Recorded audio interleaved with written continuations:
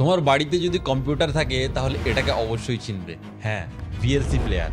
এটা এতটাই জনপ্রিয় যে অনেকে ট্রাফিক কোনকেও ভিএলসি বলে থাকে। কোনোদিন ভেবে দেখেছো এত ফেমাস হওয়া সত্ত্বেও এই সফটওয়্যার ফ্রি কেন? এমনকি আজ পর্যন্ত এতে অ্যাডও আসে না।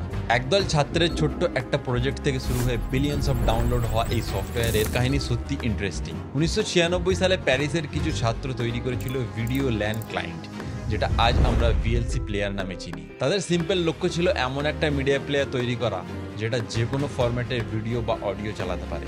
কিন্তু ভিএলসি যখন খুব জনপ্রিয় হয়ে গেল তখন বড় বড় টেক কোম্পানি এটাকে কিনতে চাইল। তারা চাইছিল ভিএলসিতে অ্যাড দিয়ে পেড ফিচার যোগ করে আর এর ফ্রি অ্যাক্সেস বন্ধ করে বিলিয়ন্স অফ ডলার ইনকাম করা। কিন্তু ভিএলসির প্রধান ডেভেলপার জিন বেপটিস্ট এই প্রস্তাব ফিরিয়ে দিলেন। তিনি বললেন টাকা একটা জেলখানা। তার কাছে টাকার থেকেও বড় ছিল ভিএলসিকে সবার জন্য ফ্রি আর ওপেন সোর্স রাখা।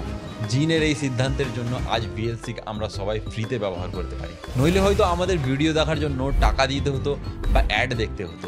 জিনের এই সিদ্ধান্ত হয়তো তাকে বড়লোক করতে পারেনি, তবে কোটি কোটি মানুষের জীবন সহজ করে দিয়েছে। তুমি যদি জীবনে একটিবারও ভিএলসি ইউজ করে থাকো তাহলে কমেন্টে ইয়েস লেখো। আর এরকমই আরো ইনফরমেটিভ ভিডিওর জন্য stay tuned with the Bong data.